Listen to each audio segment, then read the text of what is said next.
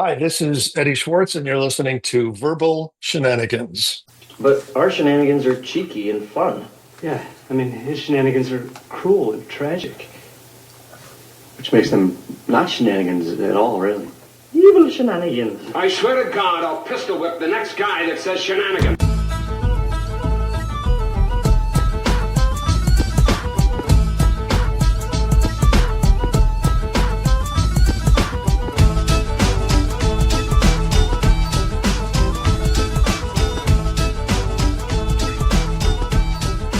Hello, everybody. Welcome to Mike. I guess it's like a small stepping stone. Episode 550. 550 episodes. Only a year away from episode 600, Mike.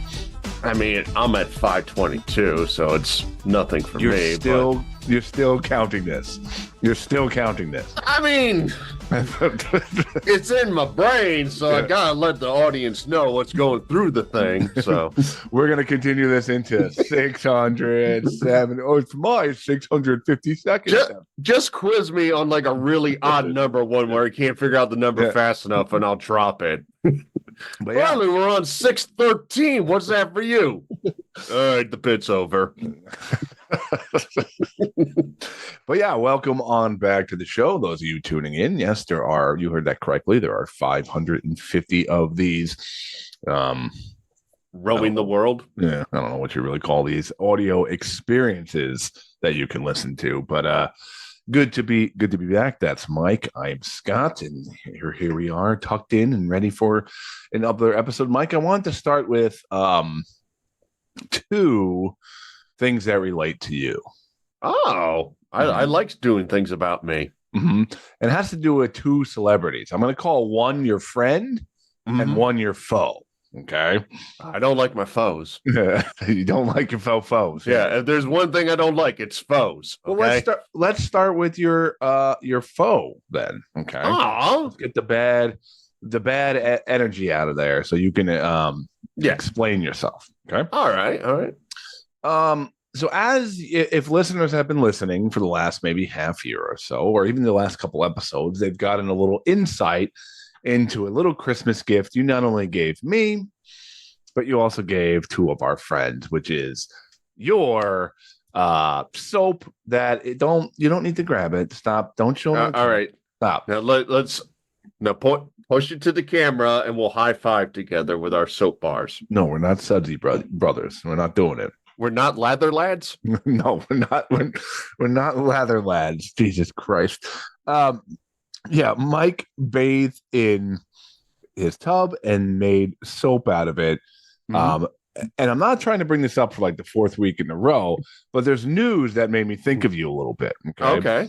Now you did this as a result of a conversation we had about Sydney Sweeney. Okay, yes. Everybody's the heartthrob of the 2020s, if you will. She seems to be the Pamela Anderson of her time at the moment. The it girl. The it girl, exactly.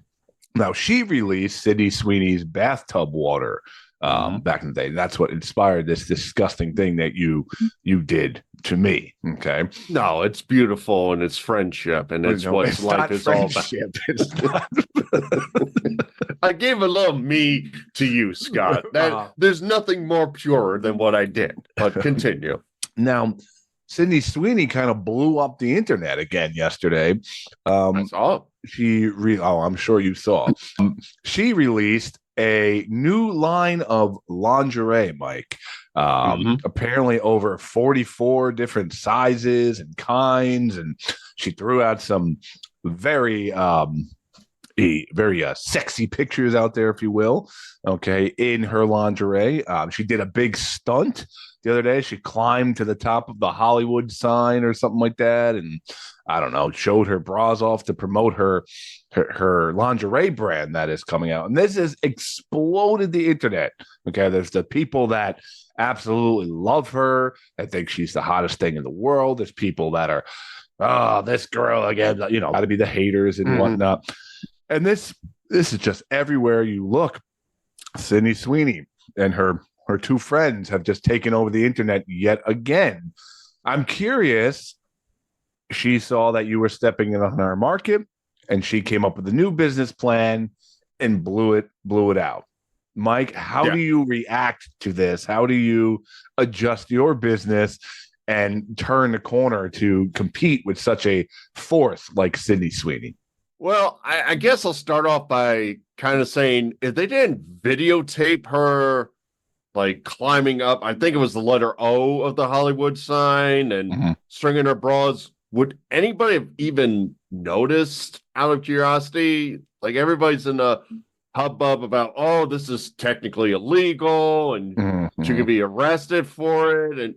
And all she did was get like a string of like undies and tied to the letter O. I mean, if she didn't show on the internet, hey, I did this, would anybody care? Is anybody like looking at the Hollywood sign with a microscope going, wait a minute, that line wasn't there before. What's going on? Well, there may be some creepy men with telescopes and things like that following her around. So that is true. Yeah.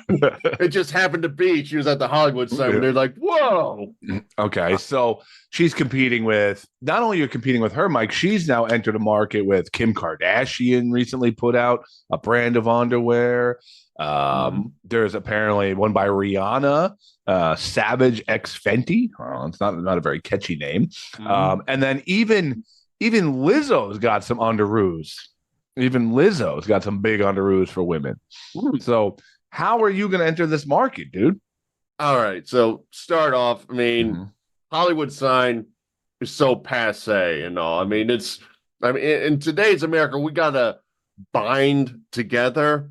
So there's nothing that's what's more happening. Yes. Yeah. So there's nothing more patriotic than the Statue of Liberty.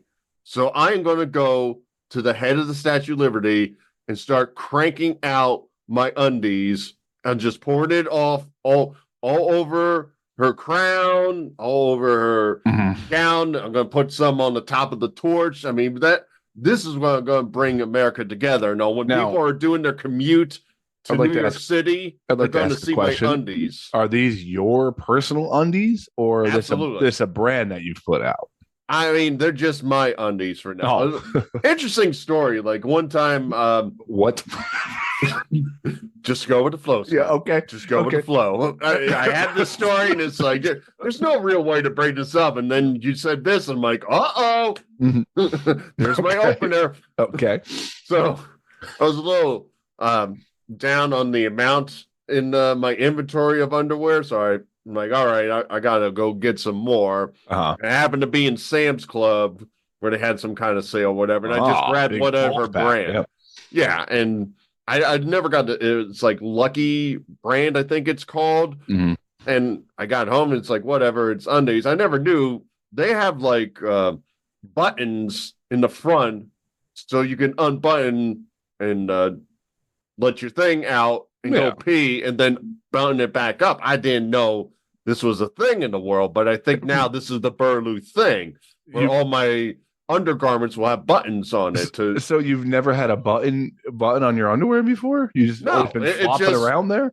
Underwear is just like pull it down, do your thing, pull it back up. I didn't know I had options. I didn't know they made doors for these things. Well, buddy, they've had buttons on underwear for like 50 years now. I think you're a little behind the times. What?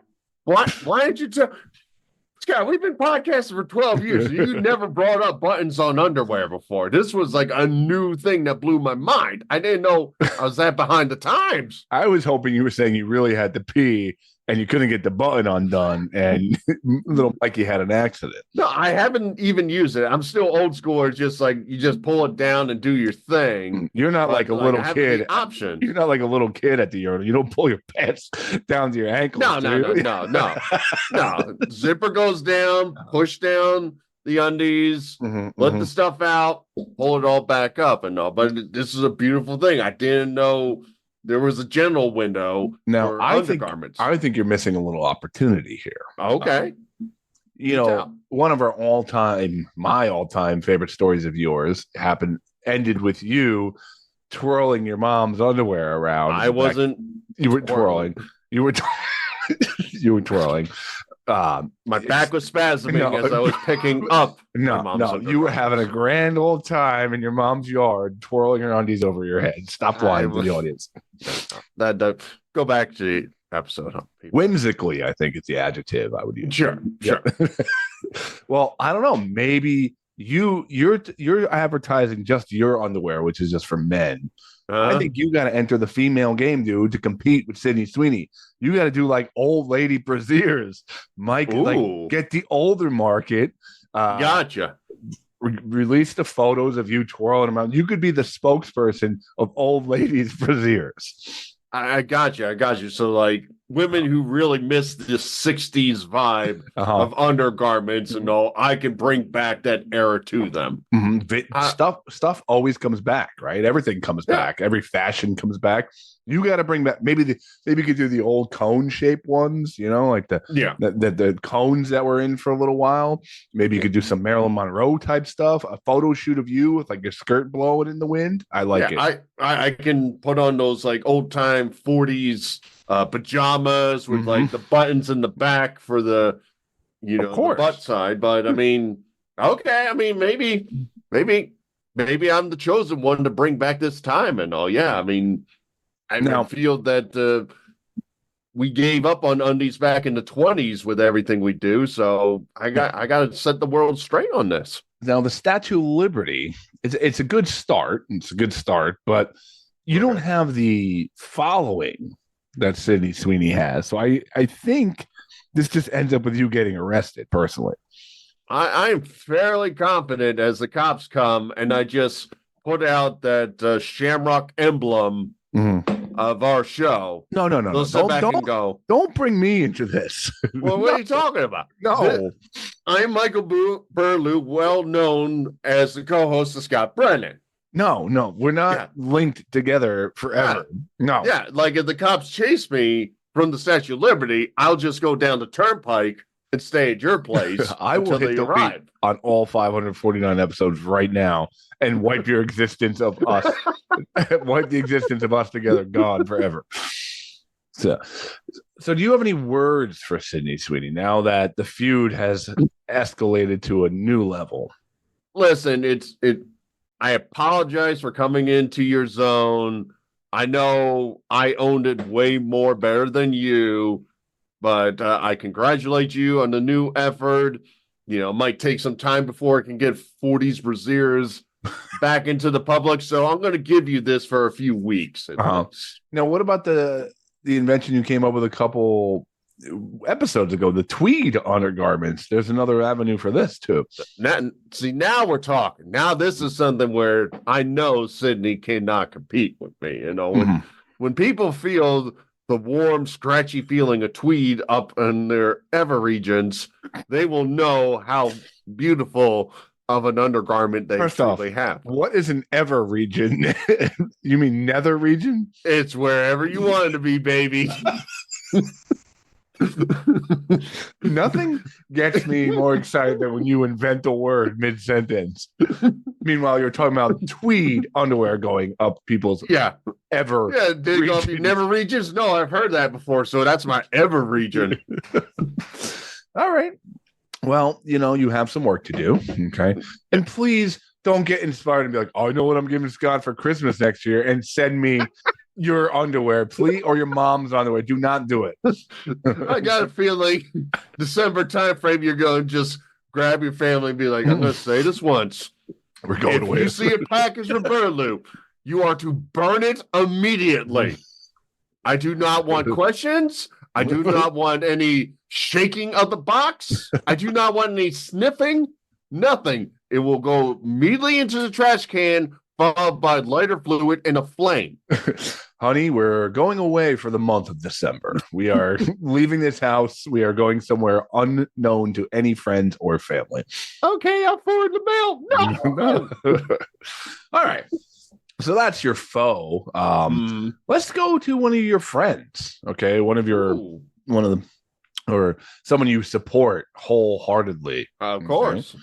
Kanye West back in the news again, Mike. The man just can't stay out in the news. Now, we've talked about him many times, things from his swastika clothing to his anti-Semitic statements to just him being, out of his mind for the most part. Normal stuff. Go on. Now, he issued a big apology recently. Now, For what? So, those Nazi things that, him making songs called like Hail Hitler.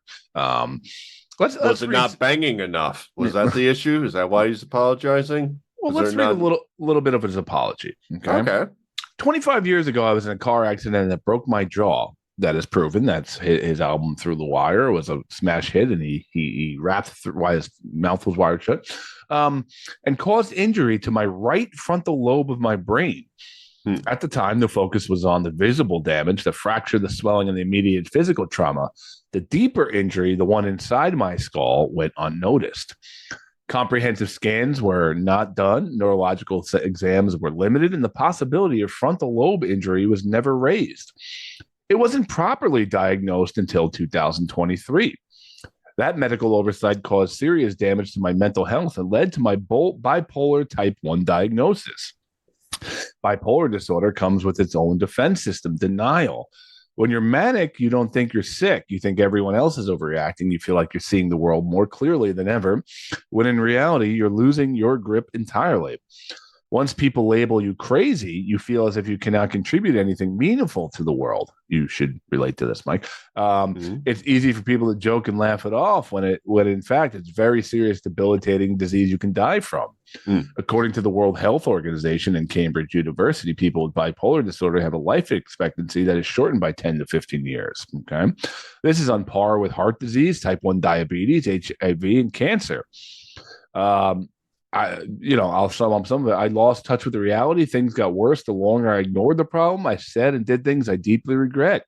Some of the people I love the most, I treated the worst. You endured fear, confusion, humiliation, and the exhaustion of trying to have someone who was at times recognizable. Looking back, I became detached from myself. And he goes on to apologize to the Black community. He goes on to say a whole bunch of different things, talking about his mania and whatnot. Even signs off with love from Ye over there. Yeah. I didn't see much apologizing to the Jewish community at all in his letter. But I don't know, Mike, how do you feel about your man's apology here?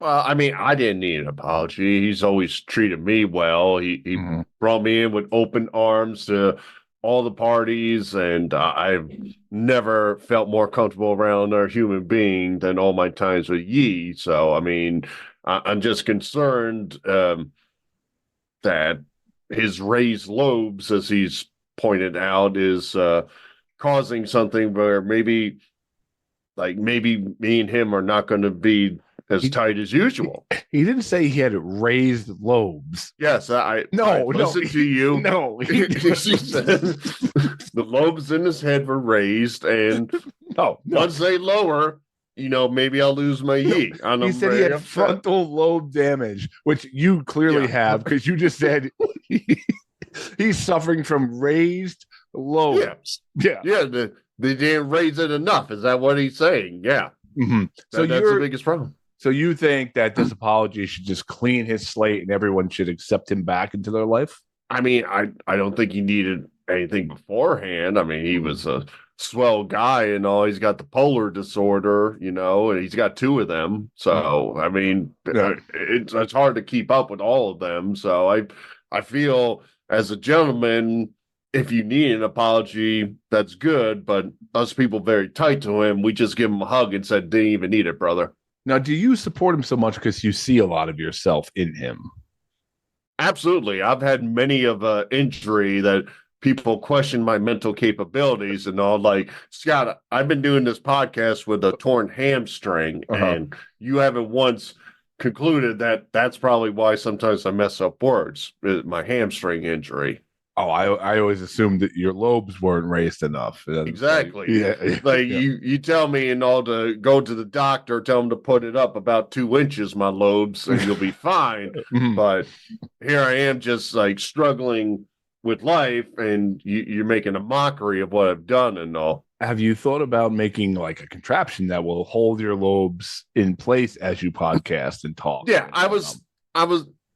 I contacted my chiropractor. I said, okay, we got the Nada chair for the back. Is there a Nada brain that I can get to just scoop up my lobes, put it in the correct spot? That way I can articulate everything properly on the show. I mean, I listen back and everything sounds perfect to me, but then Scott always brings up questions and we got to go to a dictionary and got to question meanings and stuff like that and be like, we have never once gone to a dictionary. We just have gone to English, just knowing words. We have not had to look up what you've said. I'm positive if we went into a dictionary, some of the stuff I said will be found in there eventually. All right. So you think in a medical, what about like a medical journal? You think raised lobes is a scientific fact? I feel like we've been worrying about so many different things. In all the 80s, we had AIDS. 2025 since raised lobes. Maybe you should start like a ice bucket challenge or like a fundraiser. Nobody likes ice, Scott. Don't use the word ice. or a 5K down there in Georgia to raise money for raised lobes. Raise the money to raise the lobes. Yeah, I gotcha. Yes, that would look beautiful on a T-shirt. I feel like a purpose like that would really touch people in their ever regions, you know? Absolutely, man. I mean, that's where they need the raising, in the ever regions. Well,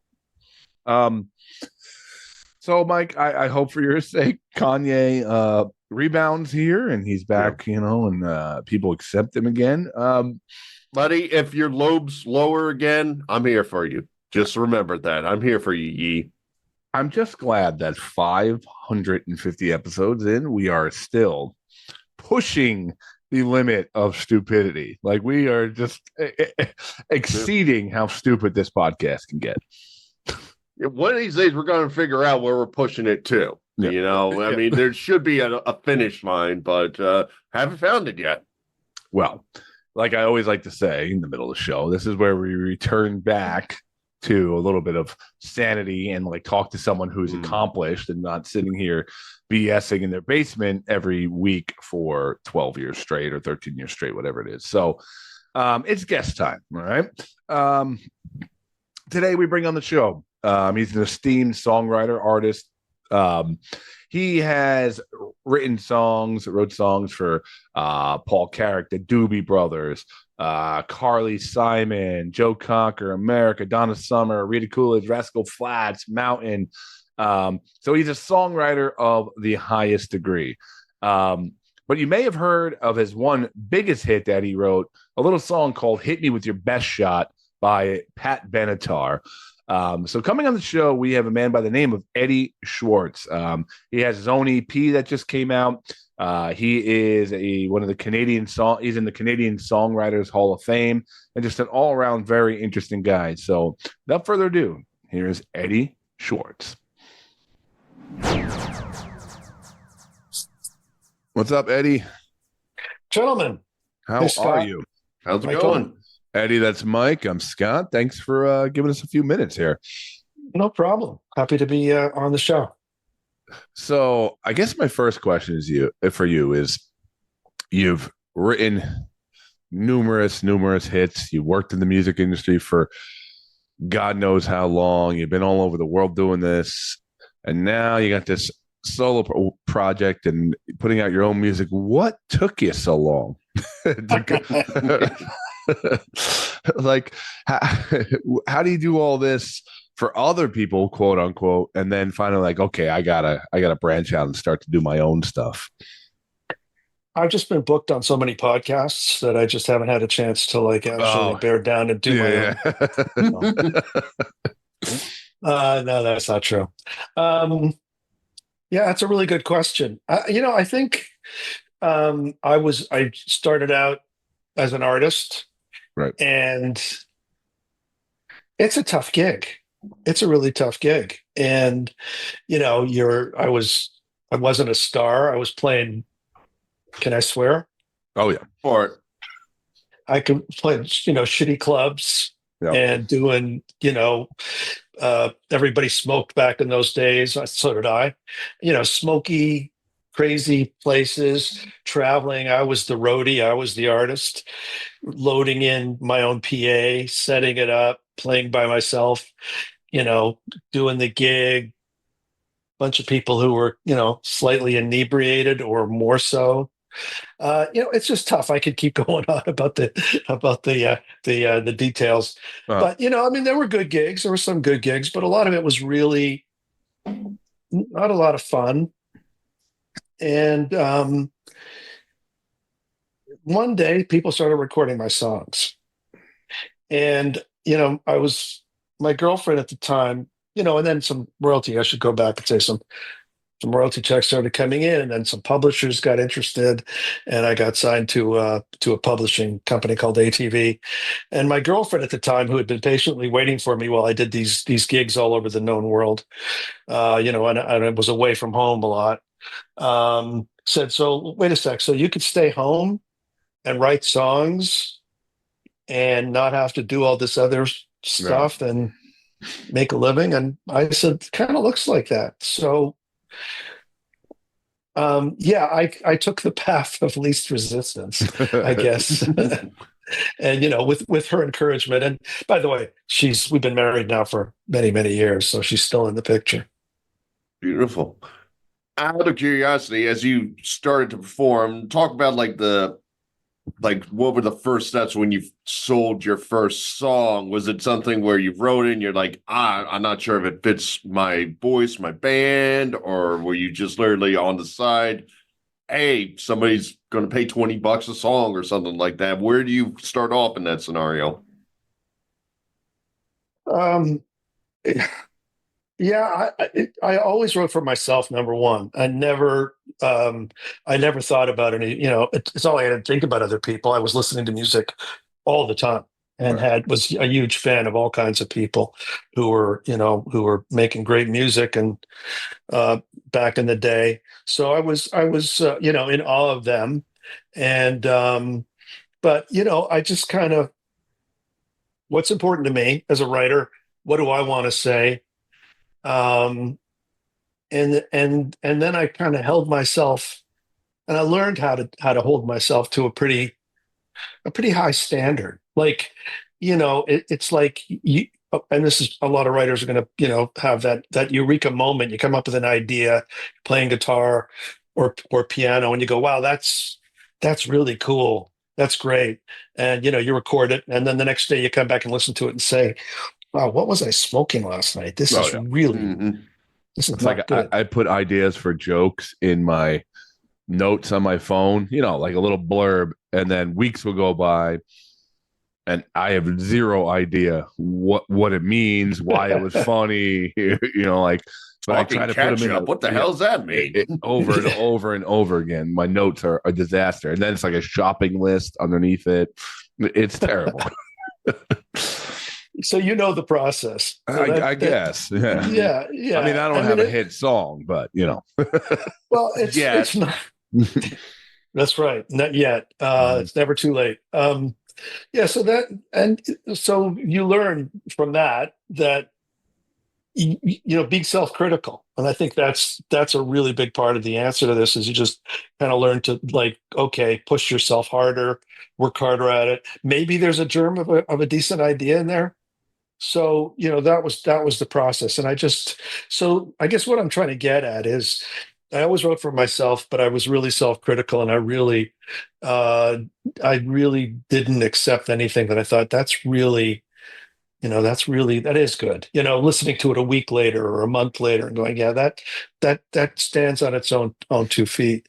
And I think that's why the songs traveled and other people started doing them. And then, I was in awe of some of the artists who recorded them. So I was going, I'm not going to beat that. And I'm really honored, and it's great that somebody like a Pat Benatar or a Joe Cocker or whoever, Paul Carrick, did the song, and it was like, he'd sing "Don't Shed a Tear," and I'm going, okay, so how am I going to beat that? I'm not. So that's cool. We'll just leave it alone and go on and write the next song. Now, like writers like yourself, does any of that come from self-doubt as far as performing on stage, or feeling not cocky enough, but feeling the amount of confidence on stage where like you don't want to be the front man and you're more willing to kind of take a step back and write these for other people? Is there an adjustment period with that? Yeah, I mean, I think that's totally the case. I mean, I first of all, I got terrible stage fright. Mm-hmm.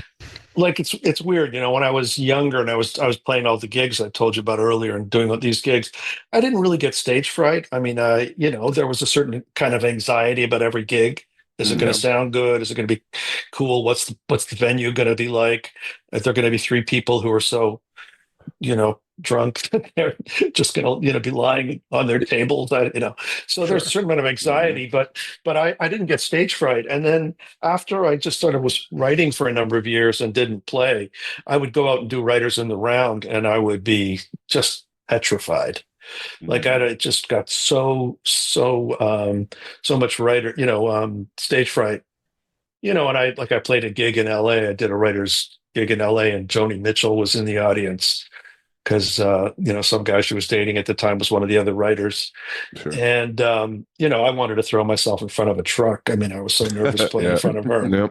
You'd go out on Santa Monica Boulevard and end it all. So I think the stage fright thing, it was like, okay, again, why am I doing this? When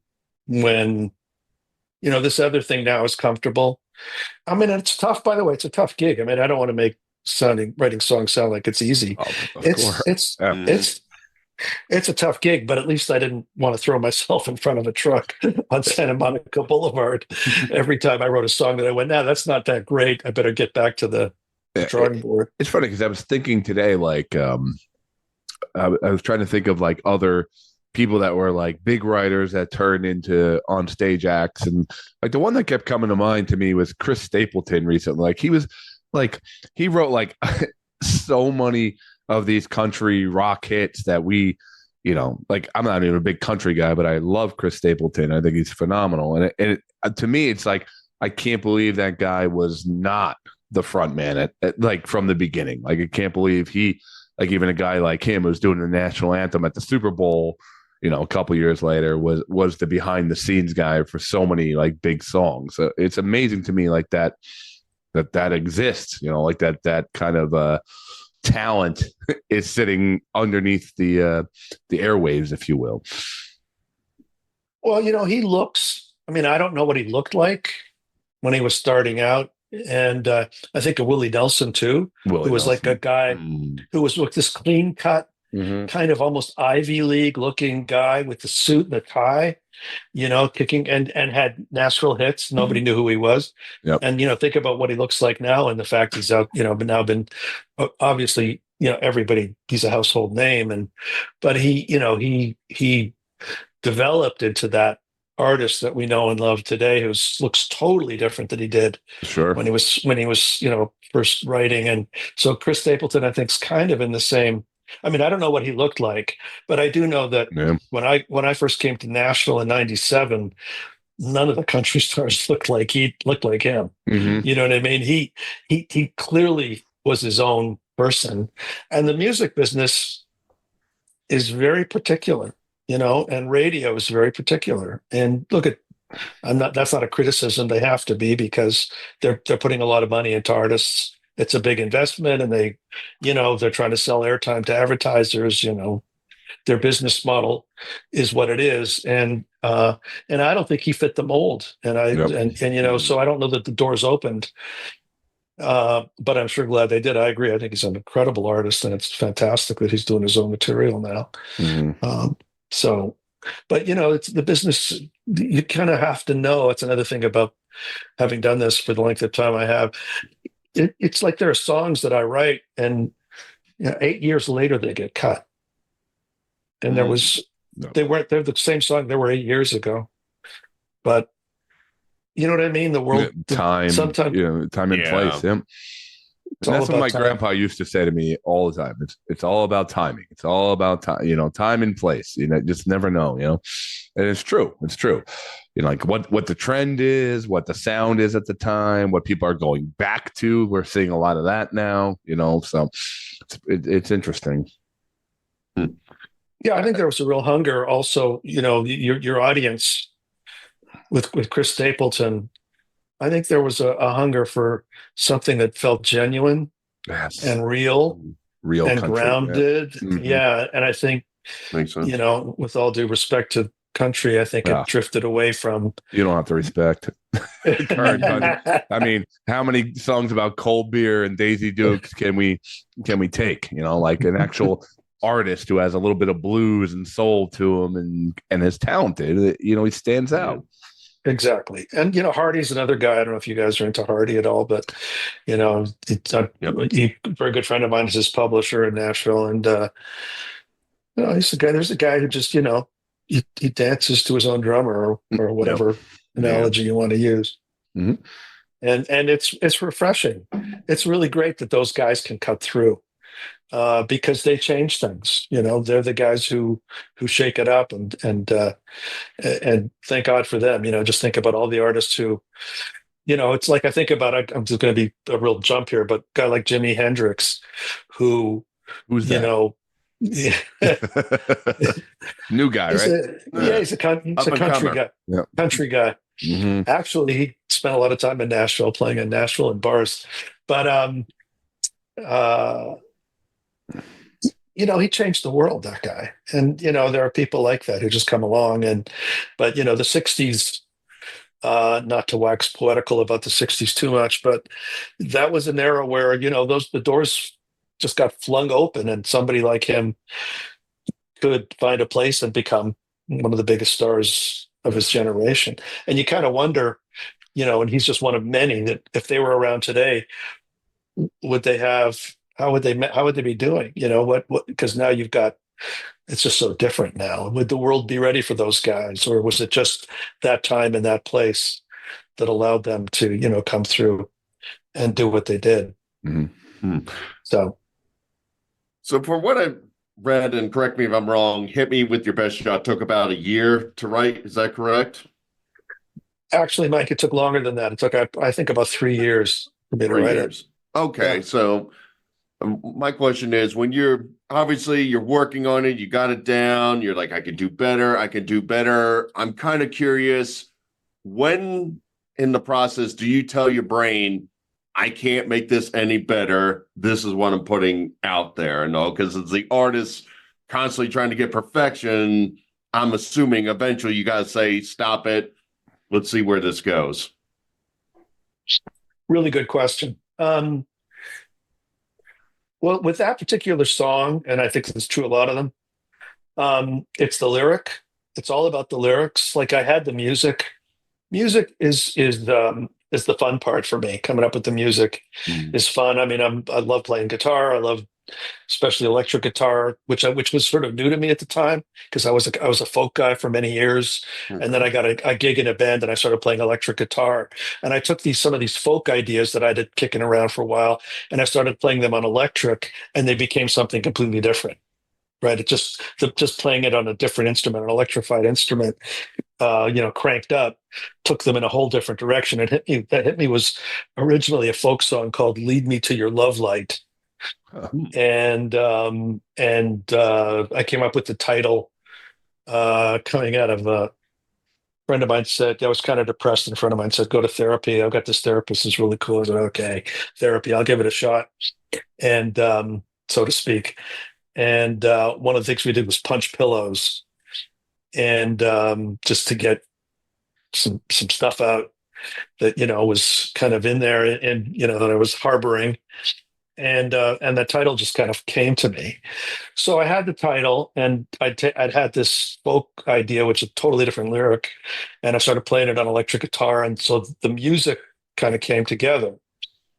But then I went, okay, so this title needs a certain kind of vibe lyrically, right? It's like there's a, at that point in any song, if you have the sort of basic idea like the title and you have some music, so now it's okay, so what is this about? What is this song about? How do I support that idea, hit me with your best shot.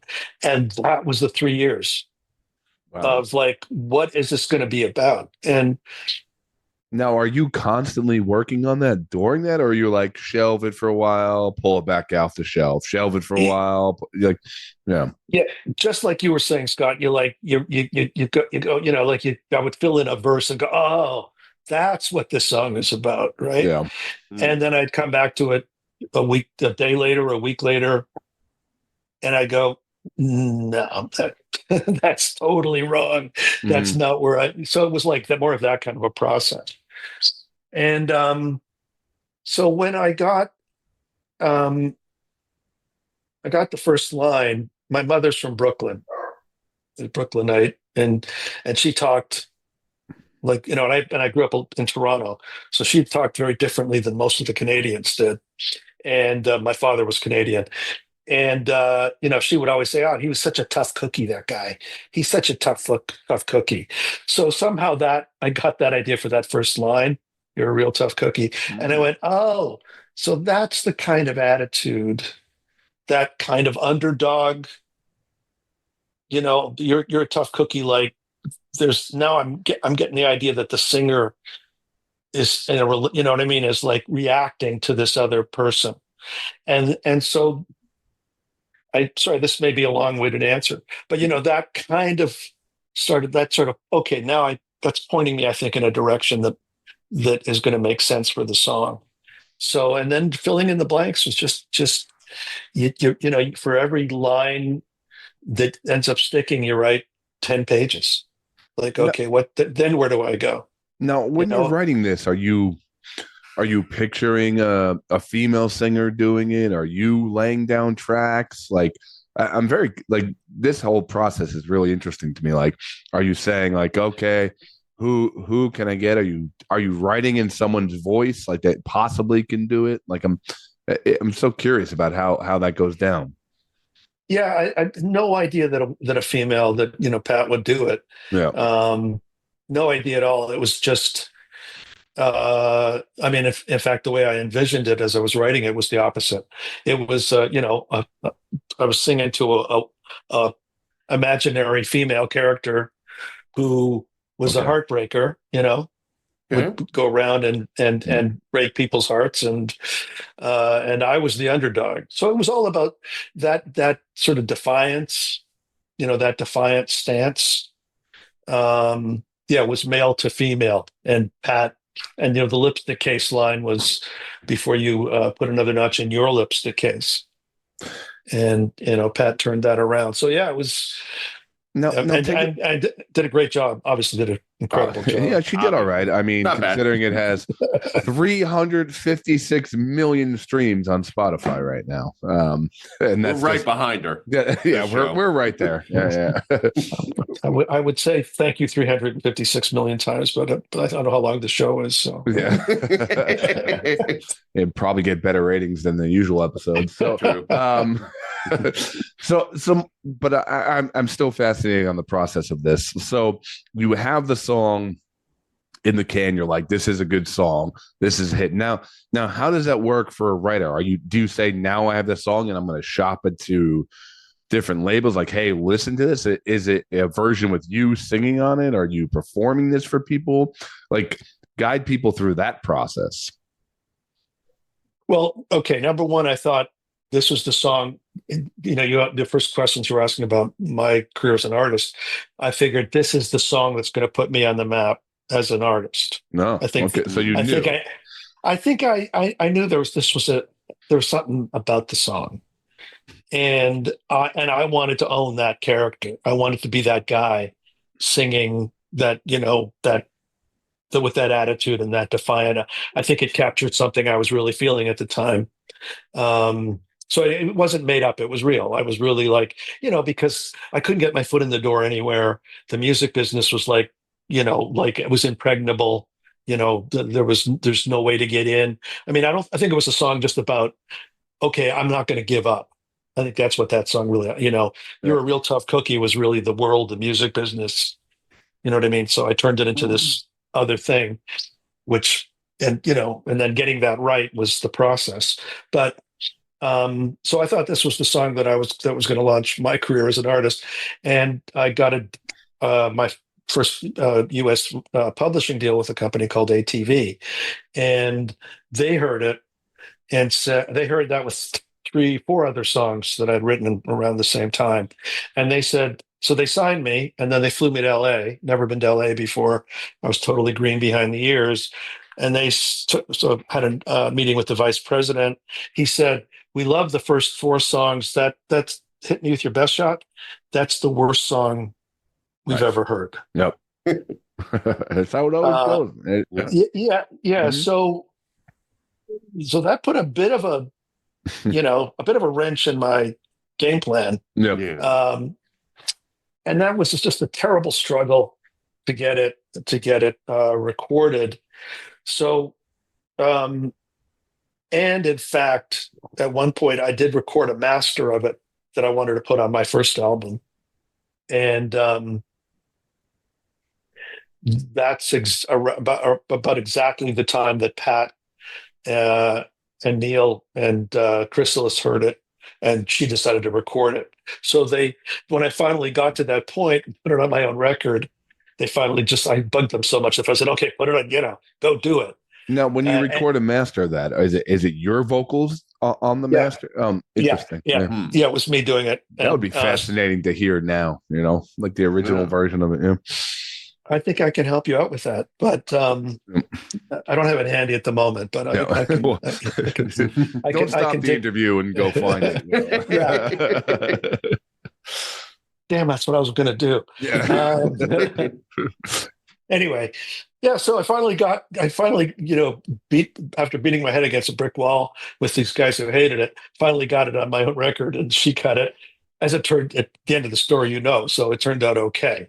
But it was, and I think every writer, there's almost never a direct path between you writing a song that you think is good and where it ends up and may find some success. Almost every writer I know, and having lived in Nashville now for almost 30 years, everybody has one of these stories like this, which is like, oh my God, first I hit this brick wall, and then I fell over this cliff, and then these guys all, it always goes sideways. And the secret is you just have to keep at it. Persistence. You just got to go, no, I'm hanging in there for the duration. Yeah, that's kind of interesting. Kind of goes to my next question, because from when I've read up about you, you talk about you would have 2 sessions a day of writing. You would do a morning session, lunch, do another session, and it would be averaging 10 songs a week. I'm kind of curious, are those fully thought out 10 songs, or is it concepts of 10 songs? And also, guessing as you started in the 80s, where are these ideas? Are you just like have endless notebooks everywhere scattered with this, or you have an individual folders for each song? How did you keep track of all this stuff? Yeah, endless notebooks is a good way to describe it. Also, so, the thing good is, name for an album, also. Endless notebooks. Mm-hmm. Yeah. Excuse me, I have to get to work now. Just let us know. We'll take a small cut of that. That's fine. Stealing other people's ideas, by the way, is completely acceptable. No, I'm just kidding. Yeah, when I was writing in Canada up until the mid to late 90s, the process you described was not happening. I would just work on a song. Like I said, if it took 3 years, and I may be writing a number of songs at the same time, each one had a different life, process to get to what I thought was a decent song. When I came to Nashville, that's when I got into that, the treadmill of the 2 sessions a day, 10 songs a week. And the way it works in Nashville is, and you co-write usually, sometimes with an artist, sometimes with a writer from another publisher, or sometimes 2 other writers or a couple of art people in a band kind of thing. And that's so some guys are great at it, but that is really, I found that really, really tough. and totally different than the way I wrote songs before that. And to come back to what you were asking, uh, most of those guys, like the Nashville guys I would write with, who had been doing it for years and had country hits, that 3 hour session is it. Whatever you come up with, you're done. You do not go back. I mean, because I would listen to the songs, and try to sort of do it the way I usually did it. I'd phone up my co-writer or co-writers a week later and say, I've been listening to the song and I just think we didn't nail the verses yet. They're just not quite right. And almost always it was like, nah, I'm done. That's it. I never go back and rewrite. So that 3 hours, you better, if you don't nail it. And it's really kind of weird because you could, you take it seriously. So to come back to your notebooks, and it works with a title, right? It's all about the title. So you come in with a title and then you get kicked around. Well, what is that? What's sort of like what I was saying about Hit Me. It's like, well, where are you going to go with the title? What's the song about? But you work really hard on getting those titles, things that sound interesting. And then you go in with the titles, and, a couple of guys there, you're writing with, their guys and gals or whatever.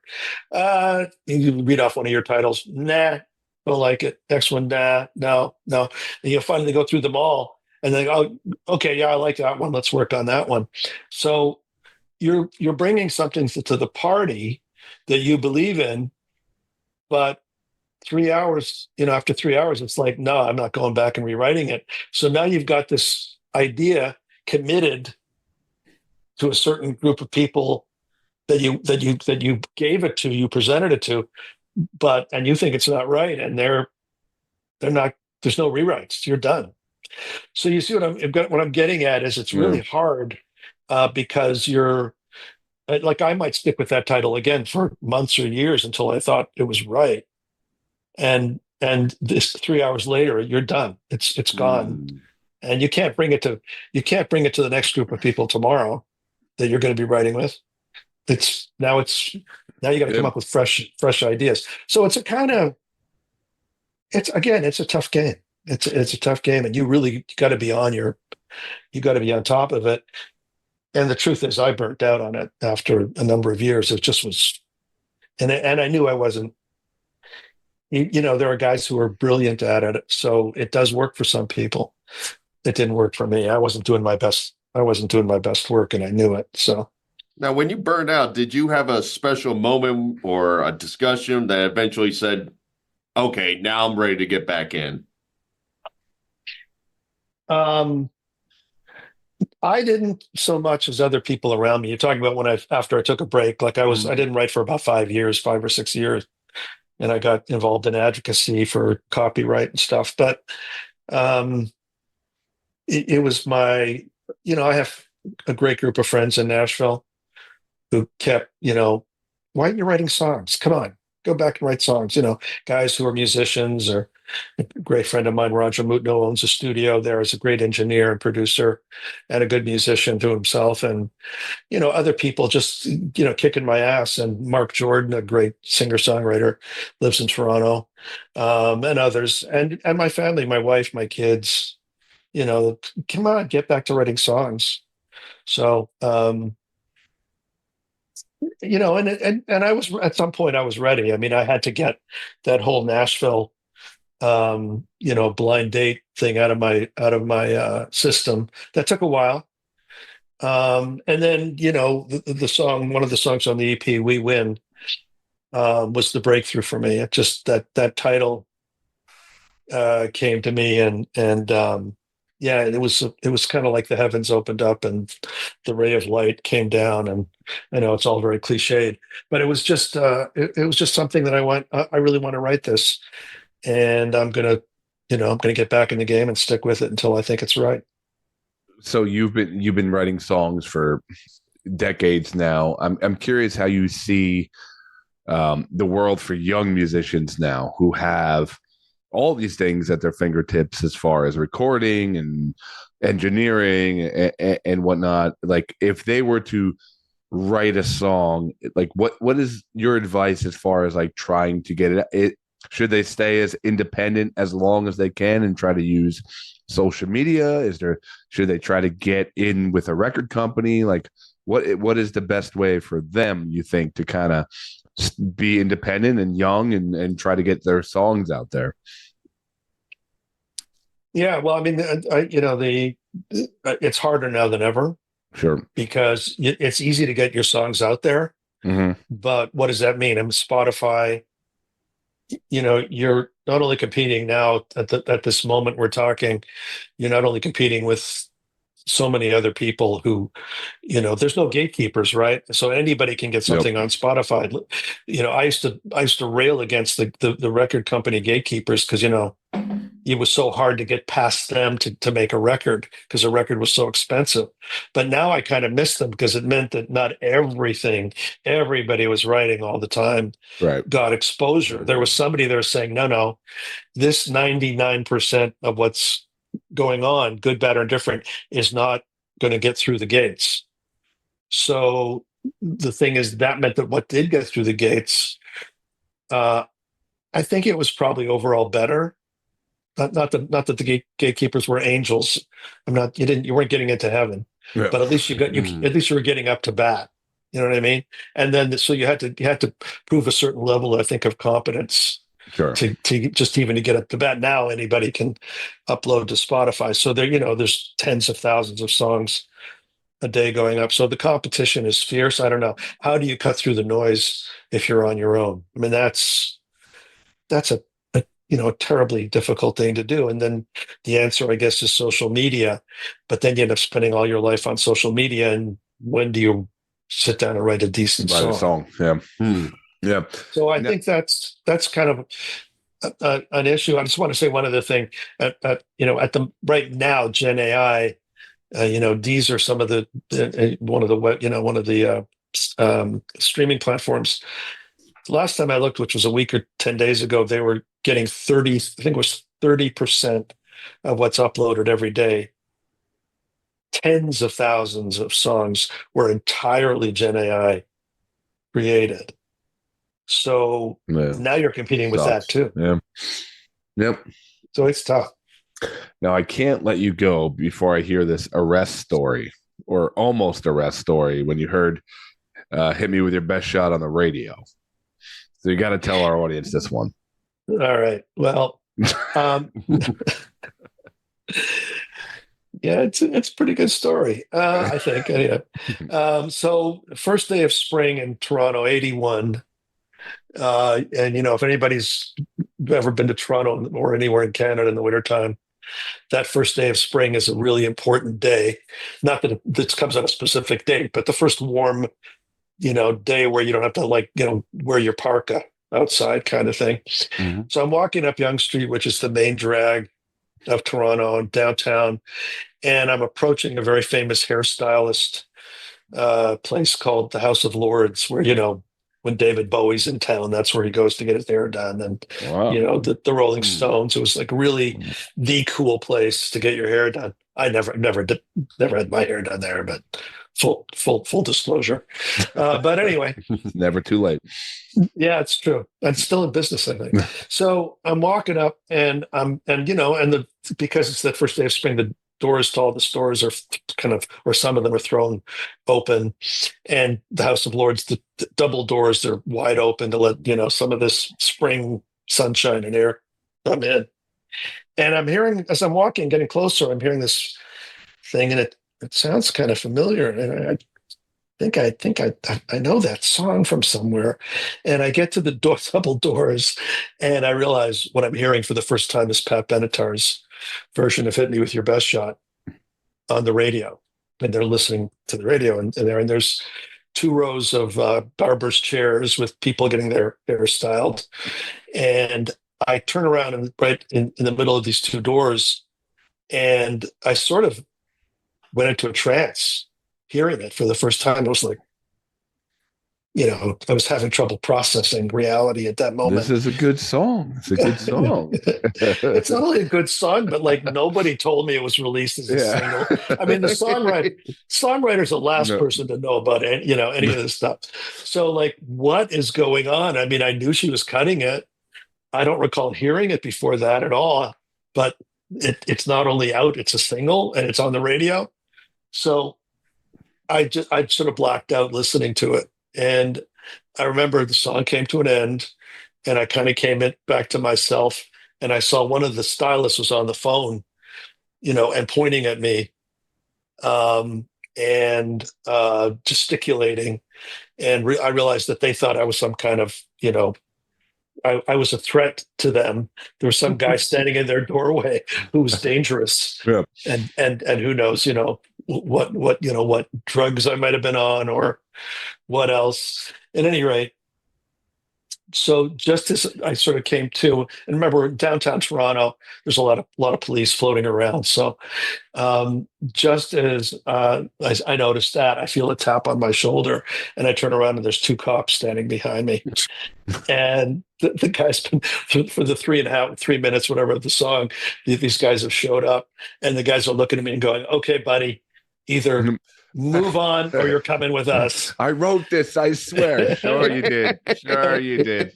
That's exactly what happened. I just heard my song on the radio for the first time. They went, "Come on, buddy." Yeah. So that's the story.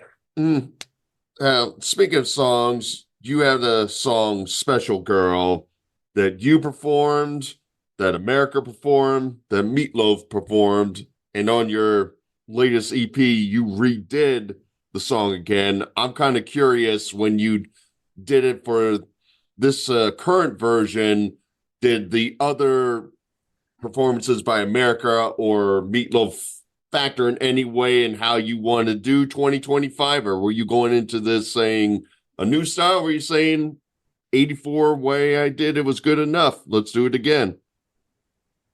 Yeah, that was more like the last thing, but it was the other way around.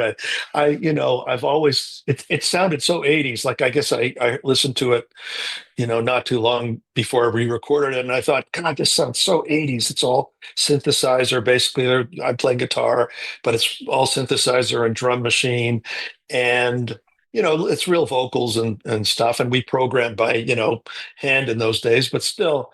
So, I wonder, I'd like to do just a stripped down real piano, just a piano. I think the song deserves to have a sort of simplified, maybe more, something that sort of more stands the test of time, doesn't sound like it's really 80s and, or, really of that era.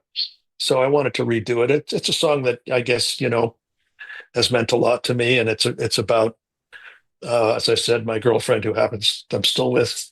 We've been married now for many years. I have a couple of great kids. So yeah, it's a song that was important to me in my personal life. And I wanted to give it a new life, I guess, basically, and do a simplified, more acoustic version. So that's what that was about. And she didn't push for it, right?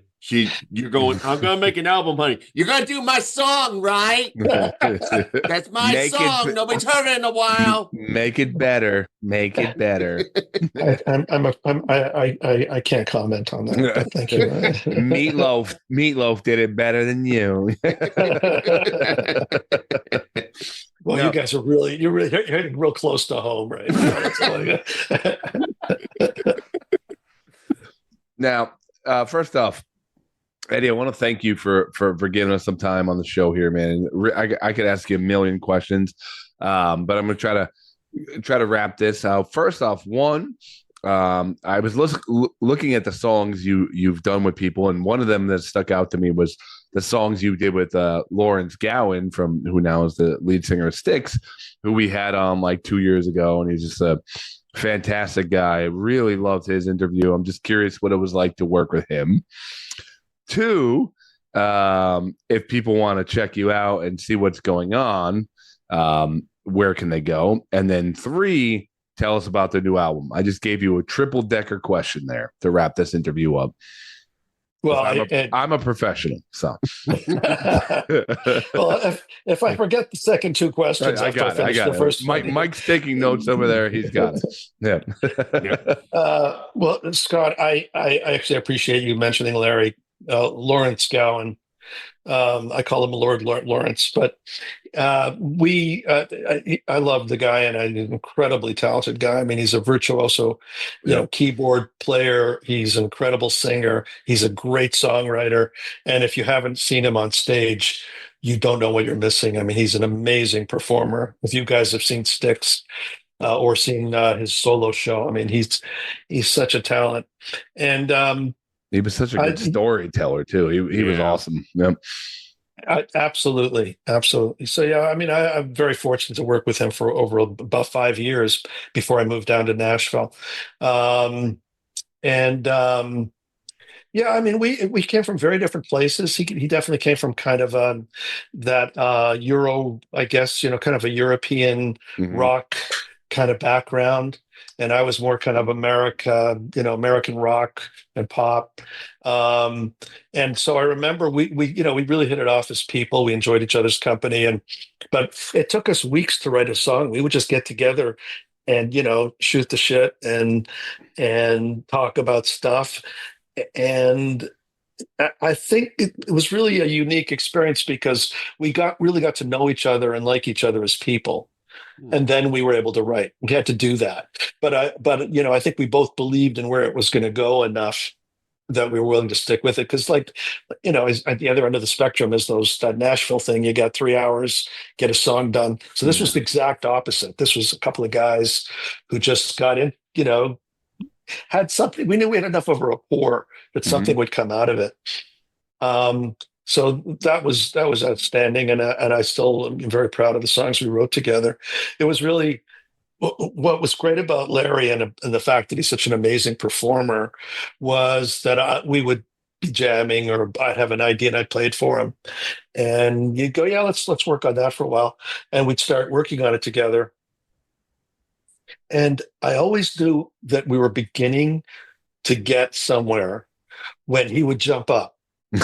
And he would start he would start being that guy on stage. Doing the Larry thing. Yeah. Yep. And that's right. And as soon as he did that, I went, oh, okay. Yeah. We're getting somewhere now. So it was just great because that was such a clear marker that we're now heading in the right direction. If he could see it in the show. So that's my Larry thing. And, he's, he was, I was fortunate enough to get inducted into the Canadian Songwriter Hall of Fame a few years ago. And they said, you can have any artist. We'll fly any artist you want to Toronto to perform your songs. And I said, there's a guy who lives right here in Toronto that awesome. is the guy, and his name is Lawrence Gowan. So, and he did a number of the songs when I was inducted. So that was great. Number 2, where can people go check out what you're up to? And obviously you have a huge catalog of music, but more importantly, like what you're doing now, where can people go check you out? Right. Well, thank you for that question. I appreciate being able to put a little plug in for what I'm up to these days. Film School is the name of the new EP. There's 6 songs. All of them are new except Special Girl, but there's a new version of that on there. And the first single is called We Win, which I spoke about earlier. It's on all the streaming services. It's on Bandcamp. It's on Spotify, Apple Music. Also, a new platform that's out of some friends in Europe are working on, which is a model. We were talking about how hard it is these days in the business. Is that this is a new model where it's just like a subscription service for artists. It's called Sleeve. Oh, nice. SLEEVE. Great. You can become a free member, but you can also pay, I think, as little as $2 a month to follow somebody like and listen to the music. For musicians. Yeah, exactly. Awesome. That's exactly Substack, Patreon, that kind of model. And I'm trying to help them get that off the ground so you can hear my music on sleeve.fm, I believe. Or go to my website if you want, eddieschwartzmusic.com.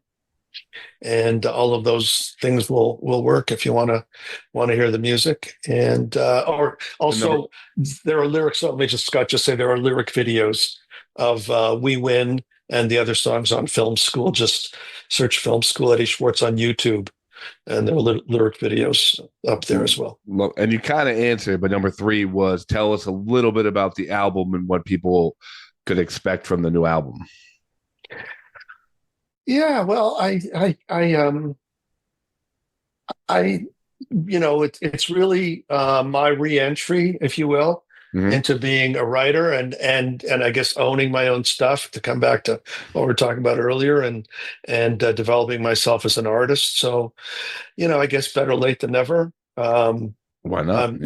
Yeah, I mean, I still sing, I still write. Why not put it out there? And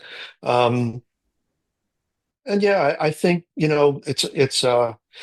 I think I had to relearn how to write, and I'm just really thrilled and happy and proud. I'm really proud of the EP, and I'm really grateful to all the friends and people who supported me in doing it. So I hope people will check it out. Film School, first single, We Win. Final question from me. If you go to karaoke, do you do your own songs? And if you perform it, Great has question. anybody ever give you a look like, he doesn't know what the song is about? I don't know why he picked that one. Well, people say that last part all the time. Like, what you don't. I've actually had death threats from people with, somebody would say, well, Eddie Schwartz wrote the song, and I'd be on the chain and say, well, thank you very much, and I'd get death threats. Come on, Eddie, give it your best shot. You can do it. Shut up. No, they think that I'm lying. They think that Pat Benatar wrote the song, or Of course, Paul Carrick or Joe. Yeah, it's like, who are you to pretend that you wrote that song? Anyway, yeah, I never do my own songs in karaoke. Right. And piggyback. and what is your go-to karaoke song? Because mine, I've mentioned in many interviews, is "Man in the Box" by Alice in Chains. That's my number one go-to. Well, that's a good one. I am so much in love, and happened since the first time I heard it, with "I Can't Make You Love Me," Bonnie Raitt. Bonnie Raitt. Yep. I mean, I just think that's one of the greatest songs ever. Or if I'm in a country bar, I'll do "He Stopped Loving Her Today," Bobby Braddock's song. So those are my two favorites. They're a couple of tear jerkers, but yeah, it's weird because Mike always wants to do P. Diddy songs at the karaoke, and we're like, gotta take it easy. I'm sure Eddie did a couple of those. Oh yeah, my go-to as well. What was I thinking? Yeah, absolutely. Eddie, thank you so much for your time. These are the kind of interviews we love to do. So good luck on the album. Good luck with everything you got coming out. Same to you guys. Thanks so much for having me on. It really was a pleasure. Eddie Schwartz, Mike. Eddie Schwartz. Canadian Songwriter Hall of Fame. I'm curious, do you think you have a shot in any sort of Hall of Fame, as you are, you're getting pretty old now? Like, do you think your induction to something is coming up? Well, I mean, obviously when I go, I get that number one pick in heaven, so we don't have to worry about it. That's not really a Hall of Fame. You do bring up a valid point, and know where can my amazement be hung forever? Your amazement? Yes. You're killing it tonight with English. Yeah, well, that's what I always do. Yeah. No, killing. I bring English. my brand of English. Yeah. I'm not about the England type, the Canadian type, the U.S. type. It's all about Burlew English right there. But many years from now, scholars will study and learn. Do you speak the old tongue, or do you speak the Burlew? Can you imagine that, like, 2,000 years from now, archaeologists are like listening to this, and they're like going to the greatest scholars and be like, what the hell do you think he meant by that? I like that you think archaeologists are somehow going to dig up our podcast. Yeah. I have CDs of all our podcasts. I'm just going to shove it into the ground and be like, 2,000 years from now, baby. Woo! That's why you're always walking around with the Discman, in the neighborhood. Mm-hmm. I'm like, Scott, it accidentally skipped. You're going to have to repeat yourself. You have one of those big spindles of CDs. You're like, all right, we're on to episode 5. Yeah. I don't know if there's any Hall of Fame for you, buddy. What? Don't I get like an honorary Hall? Maybe me itself should be the Hall of Fame. The Hall of Burlew, it should be called. There's no Hall of Burlew, Mike. Just please stop before you start rambling about what the Hall of Burlew looks like. Can you imagine bringing your little kid into the Museum of Hall of Burlu and teach them the ways of the No, Michael? that's the last place you bring your little kid. That's where you get rid of your kid. It's like boarding school. Yeah. You can learn the ways of the Burlu. Soap making is a possibility. Raw twirling Stop it. as Stop an activity. Yep. Toothbrush enthusiast. Actor. Yeah. Yeah. A little gas station to get lunch at. And, Absolutely. Midday. Yeah. Go. Our coffee shop will have cows there ready and waiting for you at the end. Dress up like a dog. You can try on all different dog outfits. Yeah. And then like maybe there'll be a little exhibit where you get to test your dog voice capabilities as I have mastered throughout the years. Yeah. Okay. Great. Mike, Eddie Schwartz, thank you. Mike, what do you got? Well, Scott, you didn't think I could do it, but I did it. I got the game you exactly asked for, and it's in the week, so I'm right on time. The Martin Luther King game? Yeah. We did the roles, and we had to get a Martin Luther King game going. Remember? No, you almost got the Martin Luther King game as the answer, as the pick, and I was very upset that you did not. I mean, I'm pretty sure if you go back to the original recording and, make sure that nobody touched the recording, there was a scenario at one time where I was supposed to have a Martin Luther King game ready for us. Are you saying to the fans right now that there is top secret recordings out there that may or may not have been altered for podcast reasons? Yeah, I mean, I know we're live and we have several cameras and we have auditors to make sure everything's on the up and up. But let's just say I was just BSing that piece. There was a time where we did all our roles and I had to prepare a Martin Luther King game for the podcast. Okay. So you went ahead and made a Martin Luther King game. Yeah. All right. Do you know, are you ready for the game? The name of the game? I hope so. All right. It's Scott Brennan, Timecop. Whoa. All right. Yeah. Okay. I'm into it. Let's do a little introduction here. After finding out the criminals were going in the past to commit crimes, the federal police situated a new crime-fighting syndicate known as the Time Cops. Ooh. Knowing the dangers of messing up the timeline, the department knew they needed someone who was strong, dedicated, and the brightest for the job. Unfortunately, all the funding of the department was moved over to remodeling costs of the greenhouse, the new White House they are building in Greenlands. So they had to sell for anybody who needed a couple extra bucks. Enter the colonel of the calendar, the forger of the fortnight, the master of the minutes himself, Scott Brennan.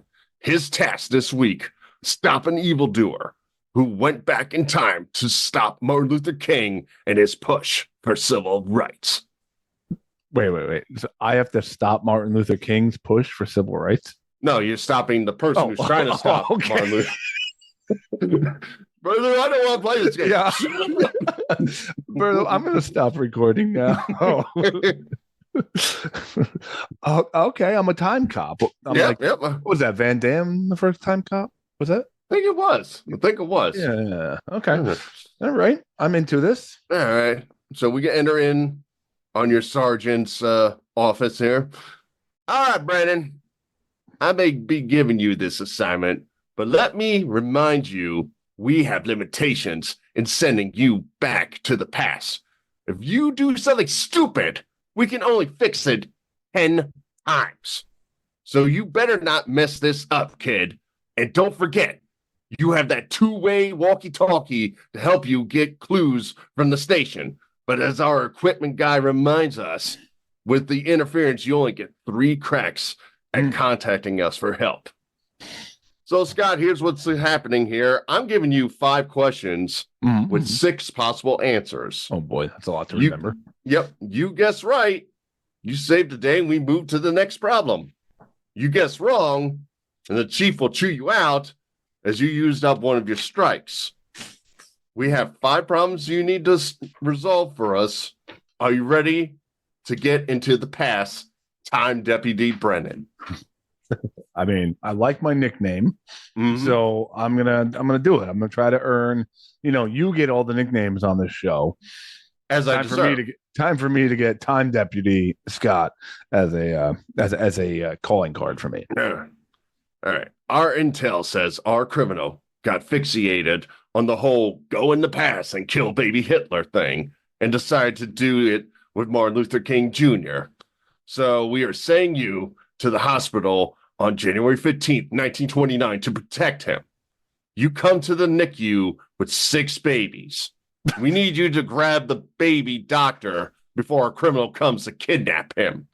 Now, the issue is the record keeping aren't that great in the 20s, and the labeling is not great. We have 6 bassinets with various labels of the babies. Which one are you grabbing? AKA, which one is Martin Luther King Jr.? And here are your 6 choices. I'm gonna guess the black one. They're all black. Oh, okay. Okay. All right. I just send you over some names. Scott, are you grabbing Martin Lindsay, Martin Luther II, Michael King, Luther Williams, James Albert King, or Martinus King? I believe I know this one. Let me just look at the 6 names and make sure they're not really similar. I believe I remember this from some kind of thing, some kind of book or lesson I did a long time ago. I believe this is Michael King. Bam! Michael King was named after his father, who was a pastor. In 1934, he made a trip to Germany, visiting sites associated with Reformation leader Martin Luther. After returning home in August of 1934, Michael Sr. changed his name to Martin Luther King Sr. and his 5-year-old son's name to Martin Luther King Jr. Scott, 1 for 1. I'm pretty happy I protected the baby. I'm happy they didn't just kill baby Martin Luther King and then I just feel terrible the rest of the night while I try to sleep. Yeah. I'm glad you did. All right, Scott. That is a wild fact that you would think would be more well known. Like nobody knows that. No. That's why I figure I would put that as question 1. But that's why I'm time deputy coming up. All right, Scott, we'll send you back to 1944. That year, Martin and his brother AD are playing around when AD slid on a banister and knocked out their grandmother, Jenny. Jenny was unresponsive, and Martin thought he killed her. In response, he attempted to commit suicide. We believe our culprit is going to try to give Martin ideas on how to kill himself to succeed. You need Martin Luther to attempt suicide the same way as before, where he did survive. Which of these are you guiding him to? Oof. I don't think I know this one. Is it A, a second-story window, B, a bridge, C, a major highway, D, a medicine cabinet, E, a horse farm, or F, a cutlery block? Oh man, I'm part of me is trying to lean towards the ones that might be like more standard ways, like jumping out a window, jumping off a bridge, major highway. I feel medicine cabinet, horse farm. I feel like one of these is probably in there to throw me off, and one of them is real. So I'm going to go with the 2 odder ones. I think I'm going to go with a cutlery block. Guide Martin Luther King over to the cutlery block. He picks out a knife. He slits his wrist. No. Game over. You come back. Damn it, Brennan. Wow. What kind of time cop are you? You just used up one of your strikes. Now I got to send you back to the exact same time and do this again. All right, Scott. second story window, bridge, major highway, medicine cabinet, or horse farm? So it wasn't cutlery block. It was not cutlery block. Oh, all right. I'm gonna go with the. I'm gonna go with you tried to overdose with the medicine cabinet. Martin Luther King goes into the medicine cabinet, weeping that he thought he just killed his grandmother, grabs a bottle of aspirin, swallows it, and dies. Thanks to you, Time Cop. Good job, Brendan. 2 strikes in a row. Is this your first day on the job? You come back with that Michael King stuff. We thought you were smart. What the hell's wrong with you? Sorry, Chief. I'm sorry. All right, do it again, boys. Send him back. All right, Scott. Second story window, bridge, major highway, horse farm. I'm going to go with one of the ones that I think more common now. I'm going to go with jump out of number 1, the second story window. Jump out the right immediately. Just jump out of his house. Scott, Martin Jr. believed his grandmother was dead, blamed himself, and attempted suicide by jumping from a second story window, but rose from the ground after hearing she was alive. Congratulations, you only used 2 strikes here. Okay. On your try. Now I get 3 strikes for every question, right? Okay. Yeah, basically okay. I'm giving you 3 more questions with 6 answers. You guess 8 times more wrong, you lose the game. All right. There you go, Chief. Suck it. Brandon, you got to play by the rules and get it right the first time. I don't know what to tell you. All right. We just got word the suspect has traveled back to Martin Luther King's high school. He's beginning to become a great speaker and a ladies' man. So the suspect is planning to lure him out of school, kidnap him, and take him away. We need you to infiltrate the school and save him. To show him you are a friend, we need you to call him by his high school nickname his friends called him. Are you calling him which one of these? Is it A, Jitterbug? Is it B, Tweety? Is it C, Specs? Is it D, Schnook? Is it E, Dizzy? Or is it F, Loafers? Oh man, Jitterbug, Tweety, Specs, Schnook, Dizzy, Loafers. I wouldn't mind being called at least 3 of these things. It's not bad.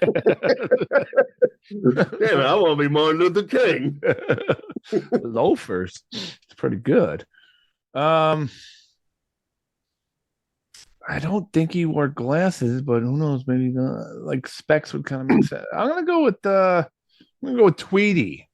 Tweety. King also developed an interest in fashion, commonly wearing polished patent leather shoes and tweed suits, which gained him the nickname Tweed or Tweety amongst his friends. Scott, look at you. Wow. I wasn't even thinking of the spelling of it. It is spelled Tweedie. I was just thinking like Tweety Bird, like he's good. I don't know, like he moves like a bird. He's fast. I know something like that. I don't know. I was hoping you were thinking back to the tweed undergarments episode and figuring, oh, I threw that in there. Yeah. Wow. Okay. Time Cop is Time Deputy is all right now. All right, you're looking good now, Brendan, and maybe we'll make you a Colonel Time Cop one of these days. But we got another mission for you with the doctor. All right, Chief. We are shortly after Dr. King's graduation from college when he's trying out new projects. Word has it our suspect is actually trying to push him out of public speaking to do his side gig full time to just totally mess up the timeline. What did Dr. King attempt after college? Is it A, radio DJing? Is it B, pool hall hustler? Is it C, stand-up comedian? Is it D, doo-wop singer? Is it E, dance hall bouncer? Or is it F, moonshining? No, boy, radio DJ, pool hall, stand-up comedian, doo-wop singer, dance hall bouncer, moonshining. I don't think comedy was like real big at this time. Right? I'm gonna go with radio DJ. Maybe he was spinning some songs he liked. You go to WKRD to go save the king. He's nowhere to be found. History's got messed up again. Brennan, you do so well. What's going on? Keep up with these facts. Send you back with your third strike. Pool hustler, stand-up comedian, doo-wop singer, dance hall bouncer, or moonshining. I'm gonna go with. Oh man, this one's tough. I'm gonna go with. He was good at pool. Maybe he was good at shooting pool. The doctor was good at shooting pool, but he was against gambling, and he was never a hustler. You stand all day in the billiards while our convict takes out Martin Luther King and just ends his life. Good job, Brennan. Good job. I don't almost use up all your strikes so far. I don't know why we keep you around. We got hungrier cops ready to go in the past. Stand-up comedian, doo-wop singer, dance hall bouncer, moonshining. I mean, he had to gain that amazing public speaking somewhere. Even though it's spelled really strange here, I'm going to go with doo-wop singer. You go to a bunch of sock hops, you're enjoying the environment. You ain't joined Dr. King, Scott. Half your strikes are gone. I don't know. I thought you were an investigator. I don't know, Scott. I don't. You know how much it's cost to send somebody back to 1944, Scott? It ain't cheap. Stand-up comedian, dance hall bouncer, moonshining.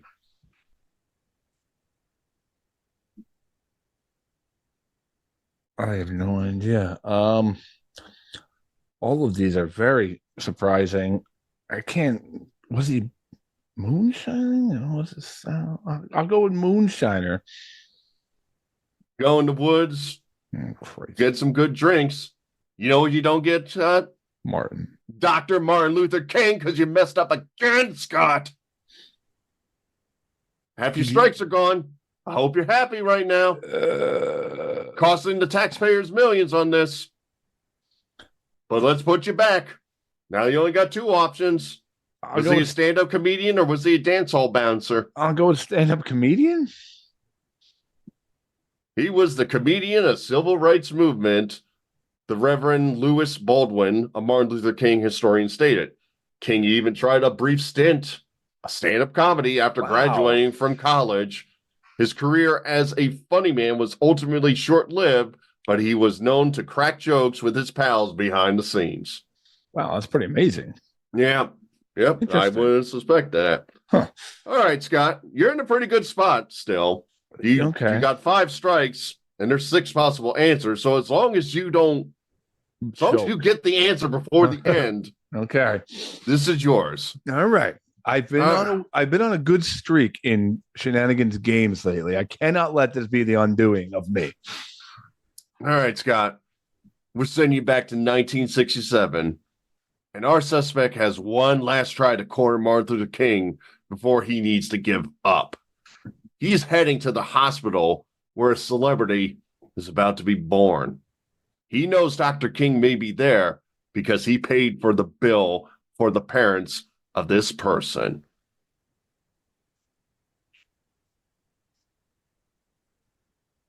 Was that person Tony Braxton, Harry Connick Jr., Benicio del Toro, Jamie Foxx, Julia Roberts, or Lisa Bonet? He paid for their bill, huh? He paid for the parents' bill to give birth to this person. Something about this story is sounding somewhat familiar, but I can't remember. Let's go with Lisa Bonet. Huxtable girl? wonderful person never knew Dr. Martin Luther King. 4 strikes left, buddy. Tony Braxton, Harry Connick Jr., Benicio del Toro, Jamie Foxx, Julia Roberts. I am going to lean towards a female, I think, here. There's 2 in there, Julia Roberts. Tony Braxton. I don't know. I'm gonna go with Julia Roberts. Martin Luther King Jr. and Coretta Scott King paid for the hospital bill for Julia Roberts' birth in 1967. This act of gratitude stemmed from a close friendship as Roberts' parents, Walter and Betty, ran an integrated acting school in Atlanta that welcomed the King's children when others' schools refused. Scott, you did it. You saved the timeline. We probably should have sent you back to not stop the assassination thing a year later, but the timeline is straight. The timeline is straight. You could be now Sergeant Timecop Scott Brennan. Congratulations on tonight's feat. So this kind of sucks for Martin because I go back and save him in all these situations, and then he just ends up getting shot. Well, we got to still keep the timeline. We can't alter the timeline if they do it beforehand. So we got to let that 68 roll, unfortunately. I feel like that story would be another one that is more well known. You're talking one of the most famous actresses of all time. Like you feel like that little fact would come up quite often in interviews and whatnot. But I do something when you were telling the story vaguely, like stirred up a memory, but I could not picture who. I was only thinking a girl. I think that's the only reason that saved me. So, well, I mean, you should pat yourself on the back. You're a hell of a time cop and all. I thought you might. You had time what? Time cop. No, time. I'm not sure what you're getting at. I'm a time deputy, dude. Oh, time deputy. All right. I've been promoted. Don't be cocky with me. I'm still your sergeant right now. I'm going to be sending you on more time cop adventures. Don't be sassing me, buddy. Now I'm going to have to go watch Time Cop and see if how I hold up with Jean-Claude, if I have the same stuff that he had. But you got the pecs. You can go Mike, for it. You pulled off a Martin Luther King game. There you go. Yeah. I loved it. I loved it. Thank you. Thank you. If you want to call me Tweety from now on, it's totally cool with me. Loafers is another good one you can give me, but I'll stick with Time Deputy. I'm going to call you Schnook. Yeah, Schnook is just, that's a terrible one. Whatever you like the least, that's yours. Yeah, you hear that? Harry, Dom, I'm on fire right now in games. Come at me. Come get the crown. No holiday is safe when Scott Brennan's around, I notice. Dude, come heavy as the crown here. I'm wearing it proudly, but I'll take on all challengers. I guess we'll see what's next. All right, so wrestling game next. Gotcha. Damn it.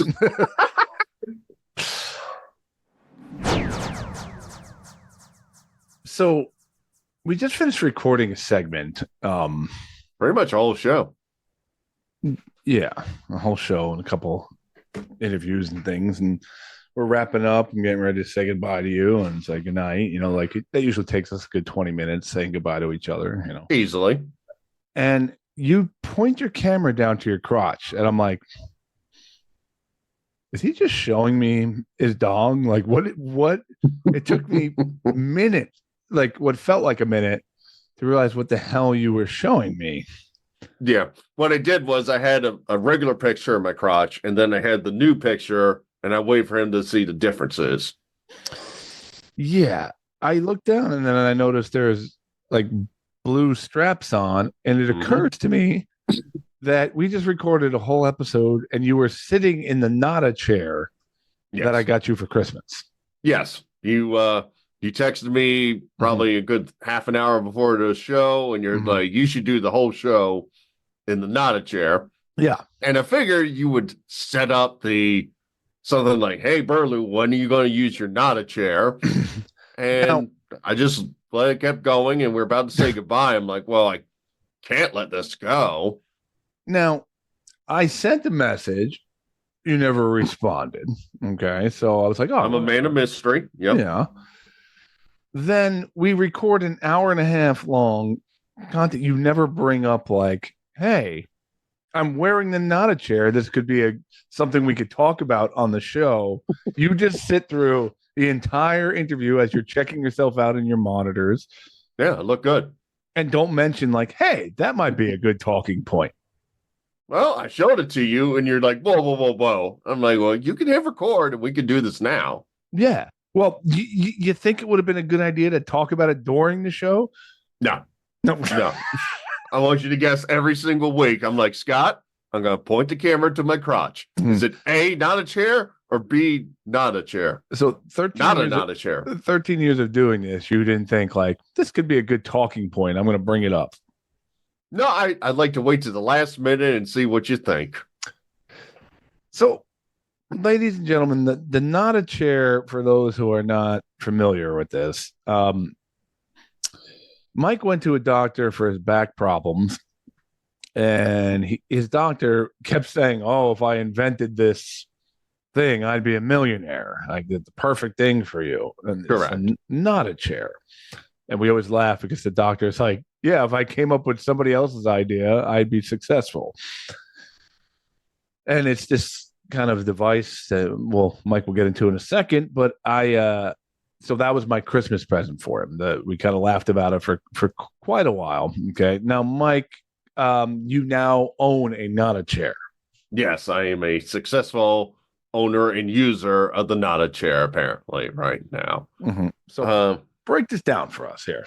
Yeah, so the concept of the Nada chair is there's kind of like a soft, pillowy back to it, but it also comes with straps that go around your knees to kind of shove the pillow into your back. So I guess to contort it so it's in the proper form so you can sit there and relax in it. I was ready for some ergonomic chair that I could sit in, something maybe with like a good back support or something unique. And he gave me kneeling chair or not a chair.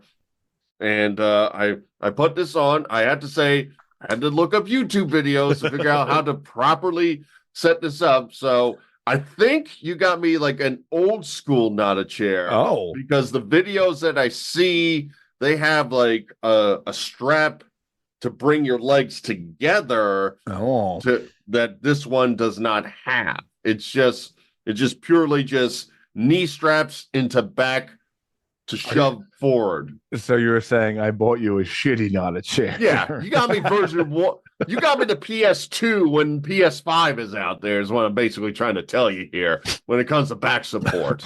Well, I apologize.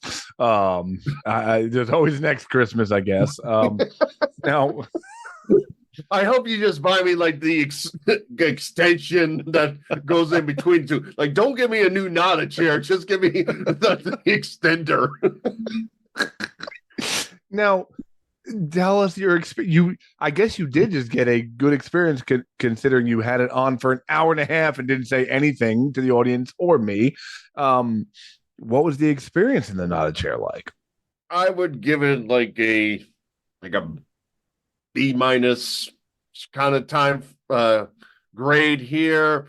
It is doing a job of like bringing the back in so it has support, but the biggest problem is it is like tight on the knees to make this happen, and there's no way of like my legs are not touching the ground. They are hovering in my chair right now in order to make this thing work right now. I hope I also didn't realize there's sizes. I probably got you like a one for like a small petite woman. Scott, did you give me a kid's not a chair? It says ages 5 to 12. What the hell? So you're not a big proponent of the Nada chair just yet. I can understand what it's doing. If I was in like the back pain, as I talked about with the famous story over at my dad's house with the electronic bike and picking up my mom's undergarments in the backyard because of their dog. Mm-hmm. Probably that mic would have been like, okay, this is kind of helping. Just like regular, okay, my back is sore now once in a while kind of thing. This is not a regular thing. This is if I get into extreme back pain and I know I got an office day, maybe I use it to give it a little extra support because otherwise I gotta put my head back to my seat. But this is not an everyday chair. So This is not a chair. So maybe your doctor wouldn't even be that rich if he invented No. He probably if he invented the extender that brings the knees together, maybe he would have something like he's like, oh, I got a decent home, but I still got to go to work every day. Now, have you thought about different usage for it? Like, the guy will get his girl some lingerie, but have you thought about surprising your wife wearing only the not a chair in the bedroom? Well, the funny thing is, like a couple nights ago, you banged in the not a chair, didn't you? Not that funny. I have a funny story. Not that level of funny. Minor funny we're doing right here, but you did it in the chair. No, I did. The wife yesterday she talked about she's having back pains and she's like, well, what did you do? And I'm like, well, describe where the pain is, and it's exactly where I had my back problems. And I kind of brought up the whole, well, you can use some like my muscle relaxant. I still had a couple pills remaining. You can do this or that, but now you kind of talk about it. It's like, all right, honey, you can use the not a chair, and then she can be in the bed. Oh, this is nice, and kind of tighten things up, and then we can get into the whole foreplay situation. And also, it's more sensual if she's wearing the not a chair versus me.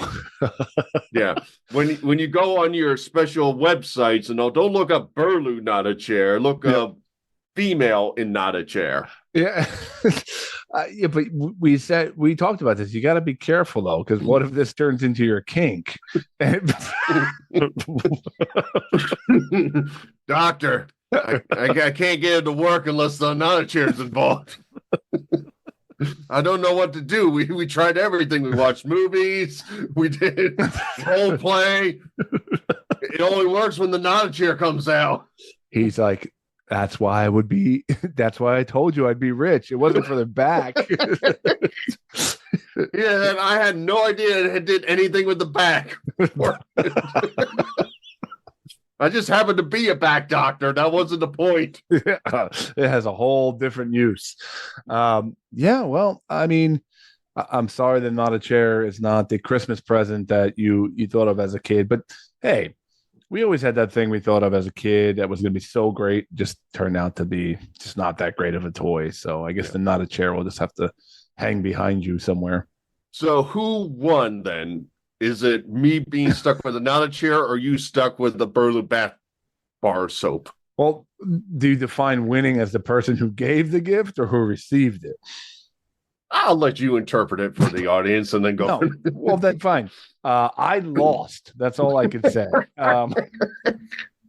I have your soap behind me, which contains your body fluids, and I got my bar soap and all. Well, good for you, Mike. I'm glad that you have your personal bar of Will soap. you be sudsy sisters? No. No, we're not being sudsy sisters, as we talked about last episode, or whenever this little piece of audio comes out. Yeah, well, on to next year's gift. I have a long time to think about what to get you in the next one. So I have many a batch to prepare. Please stop. No, we're not doing like, here, I sent you a candle. It's made for my earwax. Like we're not doing this. You know Gwyneth Paltrow's candles?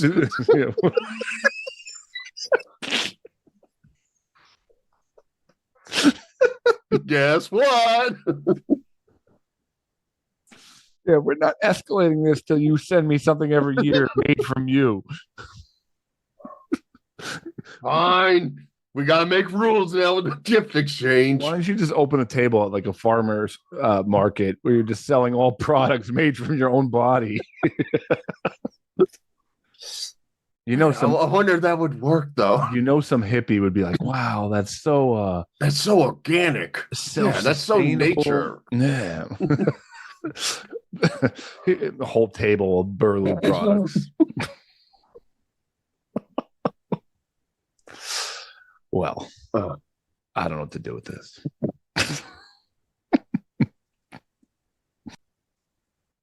I want to thank Mike for extending this episode by like 12 minutes, as you just heard, and not telling the audience that he was wearing a Nada chair the entire episode. Thanks, Mike, for being a prime entertainer and not even addressing that. Scott, if you went into the Hall of Burlew, you would know that's how the exhibits end. This is the exhibit right before the exit. The Burlew and the Nada chair. That's why I make you wait. No, I think like when people are viewing the Burlew Planetarium, they're all sitting in Nada chairs. Come one, come all in your Nada chair and tell the tales of the Burlew. Yeah. Well, I think we've exceeded our stupidity limit tonight on the podcast. We've had everything. I've had about an 8 in stupidity tonight. Yeah. I still have room to grow. Everything from bra twirling to Burlew soap to the Hall of Burlew, to Timecop, to Hall of Burlew. So yeah, have fun digesting that for episode 550, everybody. Burlew, anything to promote?